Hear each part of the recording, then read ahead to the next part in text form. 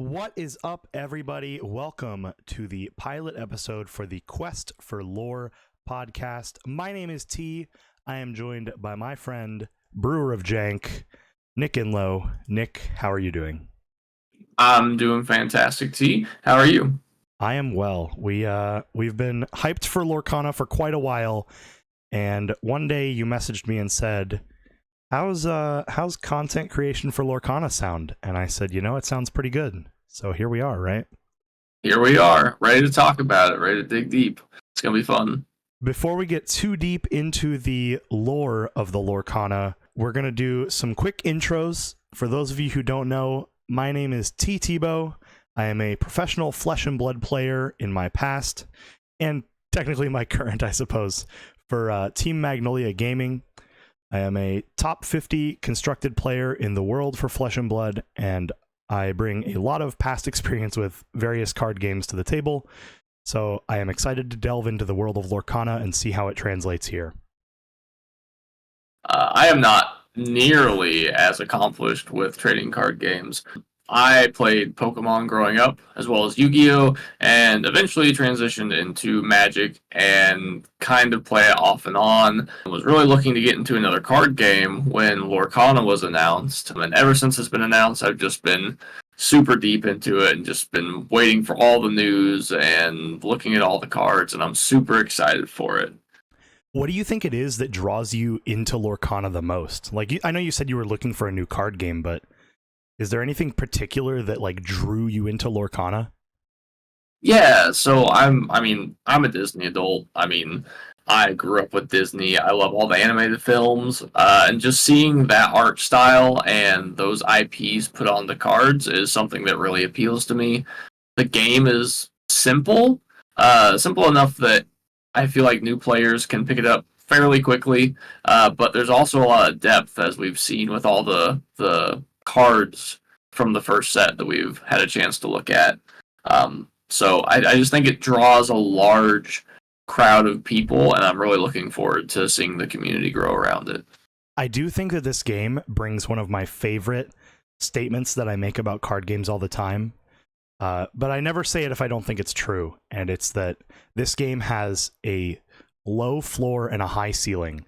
And what I mean by that is that, like you said, it's very welcoming to entry-level players. The game at its core is fairly simple, but if you want to get into the highly difficult portions of the game, I guess is a way to put it, like the in-depth learning of why each card is better into each other card, or like the niche decision-making process behind competitive card games, that's your high ceiling.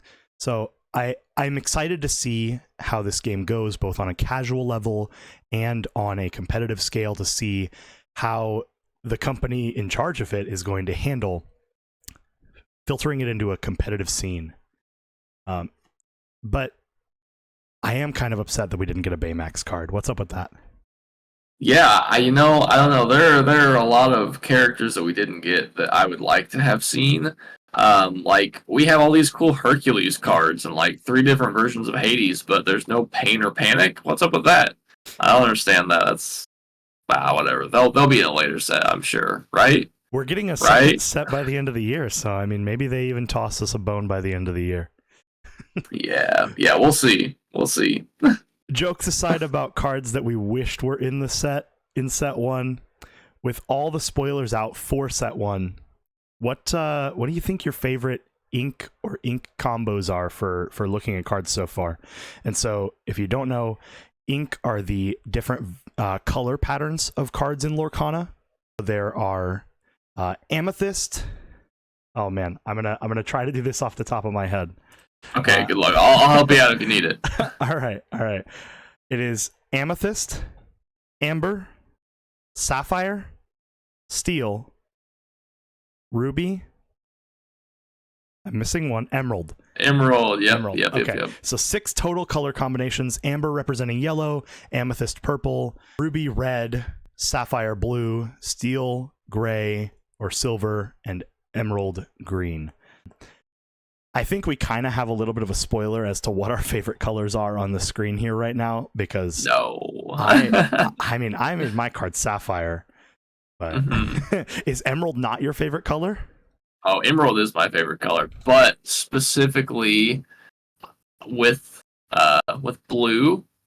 Or wait, I'm sorry. Emerald is my favorite color. Sapphire is what I pair it with. I love Emerald Sapphire decks. They are so cool. I think they have a like the play pattern for them already stands out for me, and there are so many good Emerald cards that you can ramp into. It just screams something that I want to play. I love it. I am really big on Sapphire and Ruby, a red blue.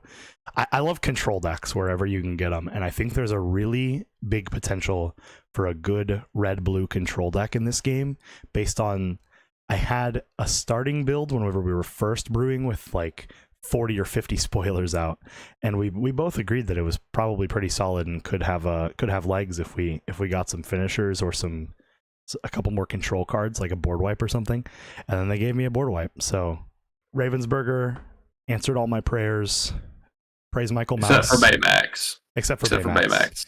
As far as playing the game goes, Ravensburger answered all my prayers. So praise Michael Mouse. Praise Michael Mouse. Gosh, this game is going to be so ridiculous in a good way, and I'm really excited for that.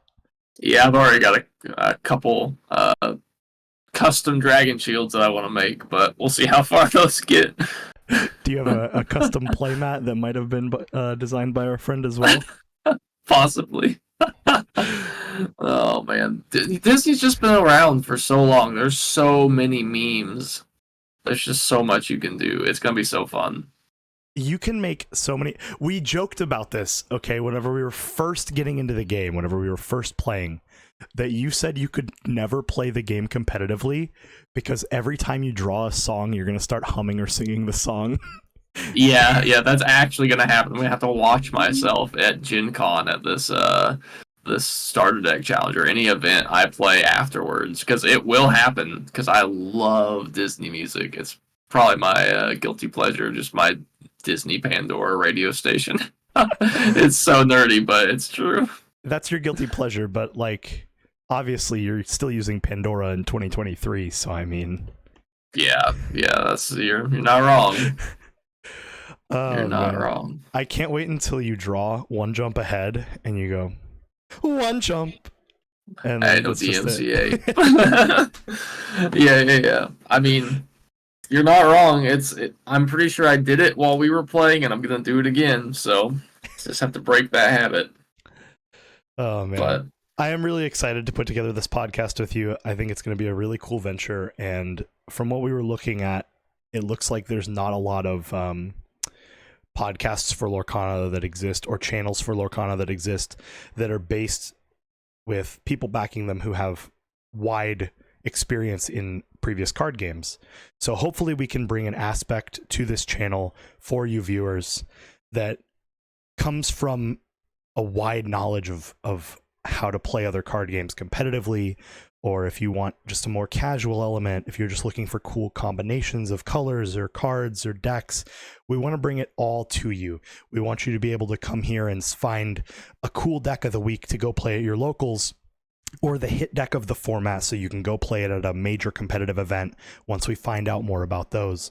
Whatever you're looking for as a player, the Quest for Lore podcast is here to put it out for you. We are trying to make the most Lorcana content on the internet. We're here to take over the internet.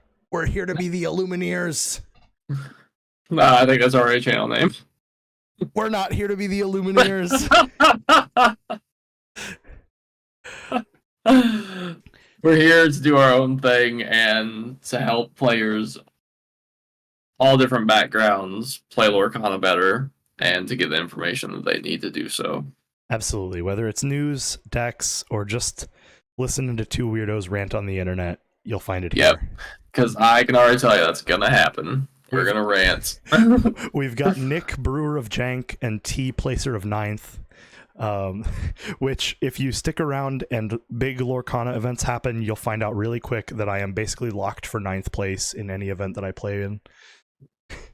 Yep, it's a curse. We're going to Gen Con in a week or so, and we're playing the starter deck challenge. And in the starter deck challenge, if is it if you top 8, you get qualified for the? Yeah. If you top 8. If you top 8, you get qualified for some event on Sunday. But clearly, I'm not going to qualify because I'm going to get 9th. Yeah, absolutely. But at least in those tournaments, it's a clean break because there's only 62 people, so there will be 8 undefeated players at the end of the 3 rounds. So at least you won't have to worry about that. Just go 3-0, and you don't have to worry. Easy game. It's that easy. Yeah. Yeah, I mean, I'll still find a way to get 9th. I'll go 2-1 and get 9th. Yeah, I believe in you. You know what? If you put your mind to it, I bet you can get 9th. I don't want to put my mind to that, but it's gonna happen anyway. It doesn't really matter at this point.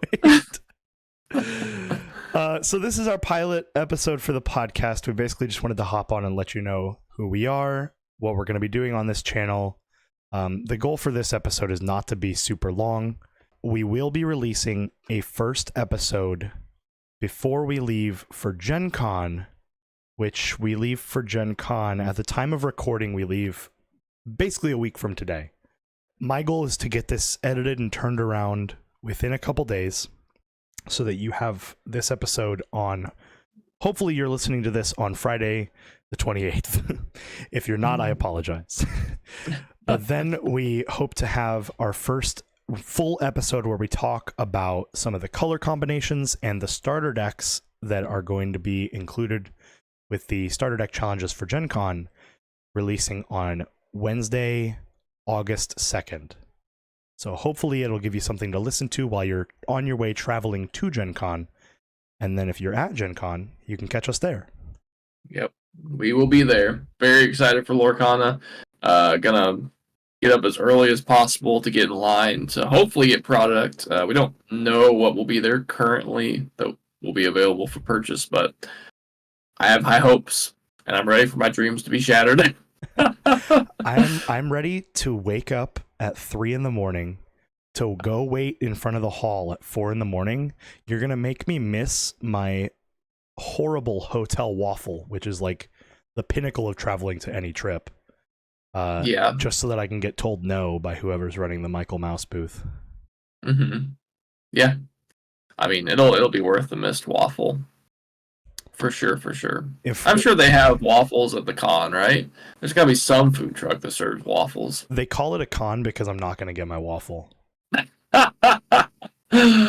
Oh, man. No, they call it a con because you're going to get 9th place and not get your waffle.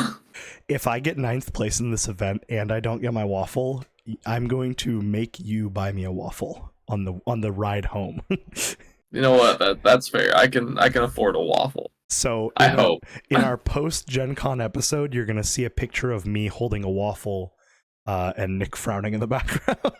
Yep.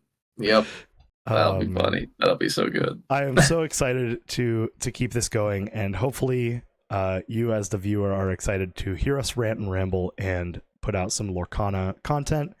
If you like the prospect of what we have laid out today, please make sure you like this video. Helps the algorithms, and subscribe to the channel so that you'll be notified whenever we make a new video or if we go live with some gameplay or anything like that.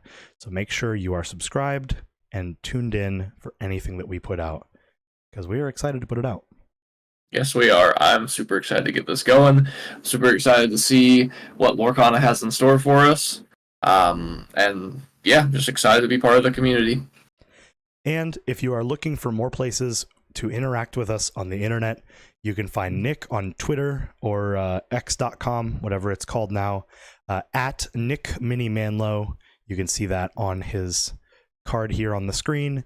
And then you can find me on Twitter or x.com, whatever it's called now, at TEECG Gaming.